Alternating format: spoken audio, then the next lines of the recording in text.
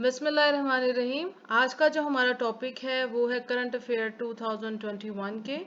जैसा कि आपको पता है कि एफपीएससी ने आपके 2 इयर्स के जो करंट अफेयर्स हैं उसके बारे में आपसे पेपर में पूछना है।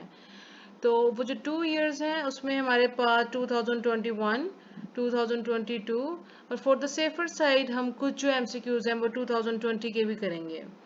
लेकिन आज की जो वीडियो है इसमें हम सिर्फ और सिर्फ एमसीक्यूज देखेंगे करंट अफेयर्स 2021। और ये एमसीक्यूज जो हैं वो अगस्त से लेके दिसंबर तक होंगे और ये हैं most important and repeated MCQs. ठीक है, तो आपने इनको बहुत गौर से पढ़ना है। हर एमसीक्यूज में आपके पास 4 जवाबों के अलावा जो मैंने एडिशनल इन्फॉर्मेशन दी है इसका मतलब है कि वो भी आपके एमसीक्यूज हैं। आप इसको गौर से पढ़ें। अगर आपको ये वीडियो अच्छी लगे तो चैनल को लाइक और सब्सक्राइब ज़रूर कीजिएगा। तो चलें शुरू करते हैं।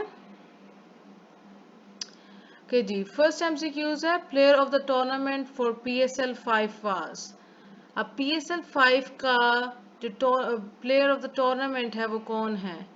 यहाँ पे पीएसएल 1 नहीं पूछा, 2 नहीं पूछा, 3 नहीं पूछा। वैसे तो आपको उन सब के जो प्लेयर ऑफ टूर्नामेंट है वो पता होने चाहिए, लेकिन यहाँ पे पूछा है पीएसएल 5 का। तो पीएसएल 5 का जो है वो है बाबर आजम। अब यहाँ पे कुछ एडिशनल इंफॉर्मेशन है, आइए देखते हैं। 2020 Pakistan Super League, also known as PSL 5 or for sponsorship reason as HPL PSL 2020, it means कि अगर आपसे कोई भी पूछे HPL PSL या अगर आपसे पूछा जाए पाकिस्तान सुपर लीग तो ये सब कुछ सेम है। PSL 5 ये तीनों चीज़ें सेम हैं। It was the fifth season of Pakistan Super League, a franchise T20 cricket league which was established by Pakistan Cricket Board in 2015। अबे किसने एस्टेब्लिश की है? पीसीबी ने एस्टेब्लिश की है। और कब की थी? 2015 में। और इसके बाद जो PSL 5 के बारे में है, it started on 20 Feb 2020। The league was held entirely in Pakistan for the first time. ये जो है ये फर्स्ट टाइम ऐसा हुआ है कि पाकिस्तान में हेल्ड हुई है। इसके बाद इसमें ये पूछा जाता है कि कौन सी टीम थी जो जीती थी और कौन सी टीम हारी थी। So Karachi kings won their first title after defeating Lahore Qalandars by 5 wickets in the final. तो ये जो है आपके पास पहला एमसीक्यूज है, जिसमें अगर आप देखें तो आपके 3 या 4 एमसीक्यूज और कवर होते हैं। नेक्स्ट हम बात करते हैं मेंबर्स ऑफ ओपेक और organization of petroleum exporting countries are. ये सवाल जो है एफपीएससी में पूछा गया है और इसके अलावा जो पीपीएससी के रिसेंट पेपर हुए हैं उसमें भी पूछा जा रहा था। ठीक है जी, इसकी जो एडिशनल इंफॉर्मेशन है उससे पहले इसका आंसर देख लें। इसका आंसर है 13। कितने हैं मेंबर्स? 13 हैं। और ये कब बनी थी? ये बनी थी 14 सितंबर 1960 को। इसका जो हेड क्वार्टर है, आपको हर जो इम्पोर्टेंट ऑर्गेनाइजेशन है उसका हेड क्वार्टर पता होना चाहिए। वो वीना ऑस्ट्रिया में है। लेकिन दिलचस्प बात ये है, इंटरेस्टिंग बात ये है कि Austria is not an opaque member state. हालांकि वहाँ पे उसका हेड क्वार्टर्स है। मोस्टली जिन ऑर्गेनाइजेशन का हेड क्वार्टर्स किसी सिटी में है या कंट्री में है उनकी वो भी इंक्लूडेड होती हैं इनके मेंबर्स में। लेकिन यहाँ पे जो ओपेक है इसका जो हेड क्वार्टर है जो ऑस्ट्रिया में है वो इंक्लूडेड नहीं है मेंबर स्टेट में। उसके बाद जो नेक्स्ट चीज़ है ये बहुत इंपॉर्टेंट चीज़ है कि बहुत जगह पे लिखा हुआ है कि जो ऑर्गेनाइजेशन है इसके 15 मेंबर हैं, लेकिन अब 15 हैं या 13 हैं। तो जो मेंबर कंट्रीज हैं ये सारे उसके नाम लिखे हुए हैं। Algeria, Angola, Congo, Ecuador, Equatorial Guinea, Gabon, Iran, Iraq, Kuwait, Libya, Nigeria, Qatar, Saudi Arabia, United Arab Emirates and Venezuela. लेकिन जो दो नाम मैंने रेड कलर में हाईलाइट किए हैं ये दो नाम जो हैं ये यहाँ से इस ऑर्गेनाइजेशन से निकल चुके हैं या उन्होंने अपनी मेंबरशिप जो है उसे टर्मिनेट कर दिया है। यहाँ पे मैंने उसके बारे में लिख भी दिया है। Qatar terminated it's membership on 1 जनवरी 2019। ये पूछा जा सकता है कि कतर ने कब अपनी मेंबरशिप जो थी वो टर्मिनेट की थी। एंड उसके बाद जो इक्वेडर है decided to withdraw its membership of OPEC effective 1 January 2020। तो 2020 से जो दूसरी कंट्री है ये वाली जो रेड कलर में आपने को हाईलाइट कर दी है, इक्वाडोर, ये भी यहाँ से निकल चुकी है। नेक्स्ट आपके पास है, ये भी बहुत इंपॉर्टेंट एमसीक्यूज है। द रिको दिक case is an ongoing legal case between the government of Pakistan and the dash company. अब ये जो केस है इसका नाम रिको डिक केस है। ये किस किस के दरमियान है? ये गवर्नमेंट ऑफ पाकिस्तान के दरमियान है और किस कंपनी के दरमियान है? ये आपके पास है टीसीसी और टीथन कॉपर कंपनी। अच्छा जी, इसके बारे में एडिशनल इंफॉर्मेशन आपके पास ये है। The Reko Diq case officially known as the Tethyan copper company private limited versus Islamic Republic of Pakistan case is an ongoing legal case between the government of Pakistan and the Teethar Copper Company over breach of the Australia-Pakistan bilateral investment treaty and legal denial of mining right to TCC at the Rico Dig mine in the Chaghi district, Balochistan। ये आपको पता होना चाहिए कौन सा district है, Chagai district में है, किस किस कंपनी के दरमियान में है, और इसके अलावा जो टीसीसी है उसका मुखफ़फ़ क्या है, उसका एब्रीविएशन क्या है, और इसका ये किस तौर पे जो है इसको नाम लिया जाता है। जैसे कि आपको यहाँ आप देख सकते हैं टीथन कॉपर कंपनी। और ये क्या है? It is a joint venture between Chile's Antofagasta and Canada's Barrick Gold. और भी किन किन कंट्रीज के दरमियान है ये आपको सारा कुछ यहाँ पे मैंने बता दिया है। नेक्स्ट है जी आपके पास रिसेंट हिजरी ईयर। अब जो रिसेंट जो हिजरी ईयर है वो है 1443। इसके लिहाज से जो इम्पोर्टेंट एमसीक्यूज आपसे पूछा जा सकता है वो ये पूछा जा सकता है कि किसने क्रिएट किया था हिजरी कैलेंडर। तो वो किया था खलीफा उमर इब्न खताब ने किया था। तो हज़रत उमर ने इसको क्रिएट किया था, इसको जो है बनाया था। नेक्स्ट हमारे पास है जी, ये भी बहुत इंपॉर्टेंट एमसीक्यूज है। Permanent representative of Pakistan to United Nations is. अब पाकिस्तान का जो परमानेंट रिप्रेजेंटेटिव है टू यूनाइटेड नेशंस वो कौन है? वो हैं जी मुनीर अकरम। अब इसके बारे में जो इन्फॉर्मेशन है जो कि बहुत अहम इन्फॉर्मेशन है वो ये है, Munir Akram was elected 76th president of the economic and social council on 23 July 2020। ये 76th प्रेसिडेंट थे इकोनॉमिक एंड सोशल काउंसिल के। और इसके बाद ये यहाँ लिखा है, he assumed his position as permanent representative of Pakistan to the United Nations with the rank of ambassador extraordinary and plenipotentiary on November 1, 2019। तो ये यहाँ के परमानेंट मेंबर हैं। कहाँ के परमानेंट मेंबर हैं? Pakistan to United Nation. तो जब भी आपसे पूछा जाएगा आपको याद होना चाहिए कि मुनीर अकरम है जो कि 76th प्रेसिडेंट हैं इकोनॉमिक और सोशल काउंसिल के। अब हम नेक्स्ट एमसीक्यूज देखते हैं जी। नेक्स्ट एमसीक्यूज है on dash non columnist Abdul Qadir Hassan pass away. अभी जो कॉलमिस्ट होते हैं जो कॉलम लिखते हैं, अखबार में कॉलम लिखते हैं, ठीक है, ये जो कॉलम लिखने में एक जो यहाँ पे हैं वो है अब्दुल कदीर हसन। और इनके बारे में पूछा गया है कि उनकी जो डेथ थी वो कब हुई थी। तो वो डेथ उनकी हुई थी नवंबर 13 में। ये पूछ लिया जाता है क्योंकि जिन्होंने कोई काम किया होता है कंट्री के लिए या जिन लोगों ने जो है वो कोई आर्टिकल लिखा है या कॉलम लिखा है तो उसके बारे में पूछ लिया जाता है कि वो कब जो है वफात पा गए थे, उनकी डेट ऑफ बर्थ क्या थी या वो किस ईयर में जो थे वो वफात पाए थे। तो इसके लिए एक छोटी सी बात ये है कि वो एक 89 ईयर्स में थे जब वो वफात पाए थे और वो सॉल्ट रेंज के विलेज था उधर से बिलोंग करते थे। नेक्स्ट हमारे पास है former prime minister Mir Zafrullah Khan Jamali passed away. अब क्योंकि प्राइम मिनिस्टर थे मीर जफरुल्लाह खान जमाली, तो ये कब वफात पाए थे? ये इनका इंतकाल हुआ था 2 दिसंबर और 2021 में और 2020 में। और यहाँ पे जो अहम बात है वो ये है कि ये पाकिस्तानी पॉलिटिशियन थे जो कि 15th प्राइम मिनिस्टर थे। तो आपसे पूछा जा सकता है क्योंकि रिसेंट ईयर में ये इनका इंतकाल हुआ है, तो इसके बारे में आपसे पूछा जा सकता है कि 15th प्राइम मिनिस्टर जो है वो कौन सा है। और फिर जब आपसे ये पूछा जाता है तो आप कहते हैं कि ये वाला हमसे सवाल क्यों पूछा गया है, क्योंकि हमने तो पहले 3 या पहले 4 प्राइम मिनिस्टर याद किए थे।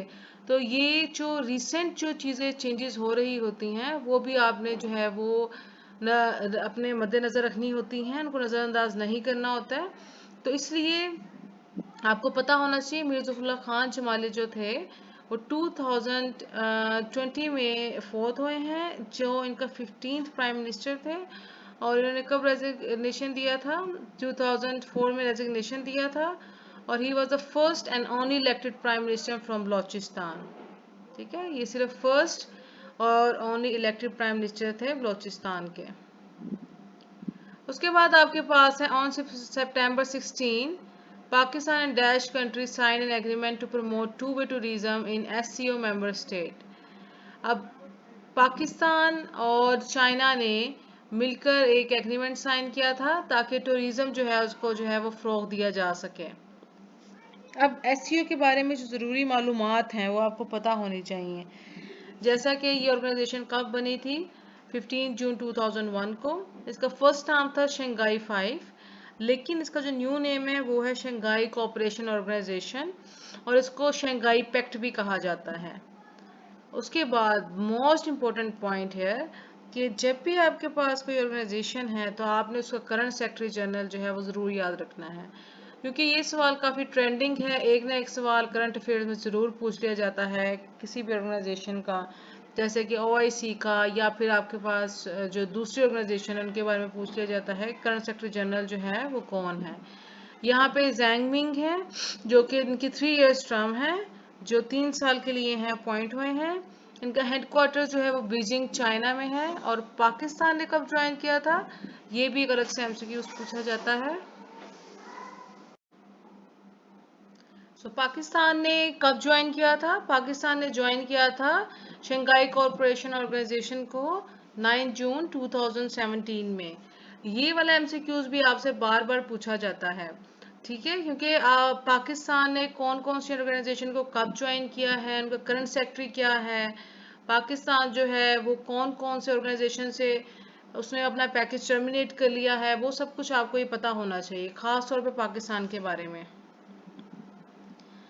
नेक्स्ट MCQs है on September 17 unilaterally pulled out of a cricket series against Pakistan over security concern. अब वो कौन सी क्रिकेट टीम थी जो पाकिस्तान से चली गई थी ये कहते हुए कि उन्हें कोई सिक्योरिटी कंसर्न है? तो ये न्यूज़ तो बहुत ज़्यादा फेमस हुई थी। ये टीम थी न्यूजीलैंड की। अब यहाँ पे इसके बारे में लिखा हुआ है New Zealand's white ball tour of Pakistan was called off minutes before start of playing the opening one dayer in Rawalpindi after New Zealand cricket received intelligence from their government about a security threat। अब कहा तो यही जाता है कि सिक्योरिटी थ्रेट था, जिसकी वजह से जो एट द 11th आवर आपकी जो मीटिंग है या जो मैच होना था वो कैंसिल कर दिया गया। लेकिन अब किसी भी मुल्क के लिए जो है ये एक बहुत ही बुरी बात होती है कि उनके मुल्क में कोई टीम आई है और उसके बाद जो है वो खेले बगैर चली गई है, तो उससे जो उसकी साख है उसको बहुत ज़्यादा नुकसान पहुंचता है। तो बहुत ज़्यादा जो लोग हैं उनका ये मानना था कि शायद ये एक साजिश है। ये एक जो सियासत और सियासी तौर पर अगर आप देखा जाए तो एक साजिश है, जिसकी वजह से न्यूजीलैंड को जो है ये बताया गया कि एक सिक्योरिटी थ्रेट है, और फिर जो है न्यूजीलैंड वहाँ से चला गया। अब इसके बारे में यहाँ लिखा हुआ है कि न्यूजीलैंड ने 3 ODIs जो हैं वो खेलने थे, और ये 17 सितंबर से शुरू होने थे। नेक्स्ट हमारे पास है जी multinational UN peace keeping exercise shared destiny 2021 in which Parkam also participated was held at a dash training base। आपसे मैंने पहले भी ये बात शेयर की थी, दोबारा से कर रही हूँ कि जितनी भी जॉइंट एक्सरसाइज होती हैं वो आपने हमेशा याद रखनी है। जैसे कि अब यहाँ पे 2021 में UN पीस कीपिंग एक्सरसाइज है शेयर डेंसिटी 2021 के नाम से। अभी किस किस के दरमियान में हुई थी? ये पाकिस्तान के साथ हुई थी और विद चाइनीज, पाकिस्तान और चाइना के दरमियान में हुई थी। और यहाँ पे आप देख सकते हैं कि took place at a combined arms tactical training base of Chinese People's Liberation Army in Henan province. आपको पता होना चाहिए किस प्रोविंस में हुई थी? हेनान में हुई थी। किस किस के दरमियान हुई थी? पाकिस्तान और चाइना के दरमियान में हुई थी। उसके बाद China, Mongolia, Pakistan and Thailand participated and it involve infantry, quick reaction forces and helicopters. इसमें कौन कौन लोग थे, सॉरी कौन कौन सी कंट्रीज थी, वो थी चाइना, मंगोलिया, पाकिस्तान और थाईलैंड। और इसके अलावा the 10 day exercise was an important sport event to commemorate the 15th anniversary of the restoration of people republic of China to the UN. अभी 10 डे की एक्सरसाइज थी, ये 10 दिन एक्सरसाइज रही थी। कौन सी एक्सरसाइज थी? Multinational UN peace keeping exercise, जिसकी थीम थी शेयर डेंसिटी 2021, जिसमें पाकिस्तान आर्मी भी थी, चाइनीज भी थे, मंगोलिया भी था, थाईलैंड भी था। ठीक है, नेक्स्ट हम देखते हैं जी। नेक्स्ट ये सवाल है, ये भी काफ़ी दफ़ा पूछा गया है कि international day of UN peace keepers observed on, ये था जी 29 मई को ऑब्जर्व किया जाता है ये हर ये 29 मई को। और इसका जो थीम था वो है people peace progress the power of partnership. ये सिर्फ 2022 की थीम है। ठीक है, उसके बाद है जी the first UN peace keeping mission was establish on 29 May 1948। Next हमारे पास है the 2 week long military exercise bright star 2021 was held at Mohammad Najib military base of. अब ये वाली जो मिलिट्री एक्सरसाइज थी ये 2 वीक की एक्सरसाइज थी, जो कि जिसका नाम था ब्राइट स्टार 2021। जो पिछली मैंने आपको पाकिस्तान और चाइनीज के दरमियान में बताई है शेयर डेंसिटी 2021 की, वो थी 10 दिन की। ये कितने दिन की है? 2 वीक्स की है। और ये किस किस के दरमियान है? ये पाकिस्तान के दरमियान है और इजिप्ट के दरमियान है। ठीक है, इसकी थोड़ी सी इंफॉर्मेशन हम देख सकते हैं कि देर आर 20 पार्टिसिपेंट कंट्रीज। इसमें 20 कंट्रीज थी, जिसमें इजिप्ट है, यूनाइटेड स्टेट है, पाकिस्तान है, सऊदी अरेबिया है, Jordan, Cyprus, Iraq, Bahrain, Sudan, Morocco, Kenya, Italy, Spain, United Kingdom, Greece, Kuwait, UAE, Tunisia, Nigeria, Tanzania and France. और पाकिस्तान जो थे, इसमें पाकिस्तान में कौन कौन से यहाँ पे शामिल थी forces? Pakistan army, navy and air forces. और इन्होंने फर्स्ट टाइम यहाँ पे पार्टिसिपेट किया था सिंस 2009। और इसके अलावा ये जो हो रही हैं ब्राइट स्टार की एक्सरसाइजेज, ये कब से हो रही हैं रेगुलरली? 1980 से। नेक्स्ट हमारे पास है कि ऑन सितंबर 23 पीएम आई के और PM Imran Khan announced बाइफिकेशन of dash into 2 district. अब कौन सा डिस्ट्रिक्ट था जिसको कहा गया था कि उसकी बाइफिकेशन कर देनी चाहिए जी? तो वो था जी साउथ वजीरिस्तान। और उसकी क्यों करनी चाहिए थी बाइफिकेशन? ये एडमिनिस्ट्रेटिव पर्पस के लिए की थी। और ये कब की बात है जी? On April 13 2022 south Waziristan was bifurcated into upper south Waziristan district and lower south Waziristan district. अब यहाँ पे ये बात पता होनी चाहिए कि अपर साउथ वजीरिस्तान डिस्ट्रिक्ट में कौन कौन से हैं। यहाँ पे ये वाली जो सिटीज हैं इंक्लूडेड है लद्दा, मकीन, तारजी, सरकोई, शवाल तहसील। और इसका हेड क्वार्टर, बहुत अहम सवाल है, इसका हेड क्वार्टर है स्पिनकाई रगजाई में। लेकिन जो लोअर साउथ वजीरिस्तान डिस्ट्रिक्ट है, इसमें वाना है, शिकाई है, लोईकावाला है और बर्मिल है। इसमें कौन हेड क्वार्टर? वाना जो है इसका वो हेड क्वार्टर है। तो लोअर साउथ वजीरिस्तान का वाना है और जो अपर साउथ वजीरिस्तान है उसका कौन सा है? रगजाई है। नेक्स्ट आपके पास है, बहुत इंपॉर्टेंट सवाल है, बहुत दफा पूछा गया है पेपर में। The first visually impaired diplomat of the world who spoke to the world body by using Braille system of reading and writing was, वो कौन थी? वो हैं जी Saima Saleem. She is a Pakistani civil servant and she is the first visually impaired Pakistani woman to be employed by the federal government, and she is a part of country's diplomatic service. Furthermore, she is the second secretary on human rights for Pakistan's permanent mission to United Nations in Geneva. Next आपके पास है जी Pakistan youngest mountaineer to scale Manaslu the world's 8th highest peak. अब कौन से जो youngest mountaineer हैं जिन्होंने वर्ल्ड की हाईएस्ट पीक जो है वो सर की है? ठीक है, वो आपके पास हैं जी शहरोज काशिफ। ये 19 ईयर्स के थे जब ये when he became the youngest Pakistani to reach the summit of Manaslu the world's 8th highest peak on Saturday morning. और उससे पहले इन्होंने कौन कौन सी जो थी वो कवर की हुई थी? इन्होंने स्केल किया था माउंट एवरेस्ट को, K2 को और other high mountains at such a young age.